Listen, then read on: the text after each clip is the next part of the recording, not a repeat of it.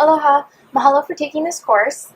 I hope you took the hula course. If you did, you have a foundation for what we're going to do here.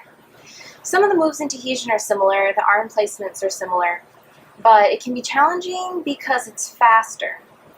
The good news is it's easier in some ways, because when you dance hula, you have to have total control of your body at all times while remaining graceful. In Tahitian, you have a lot more freedom, especially when you dance the Tahitian Ote'a, which is what I'm going to teach you. So once you learn the basics, where you put your hands, which you already know from hula, and once you learn your posture, same as hula, and the hips, some of the same as hula, then you can create just about any song, but the best part, any workout you want, tailored exactly for your goals. So for example, if you want to get more leg work in, you do more levels. If you want to do more cardio, then you do faster for longer.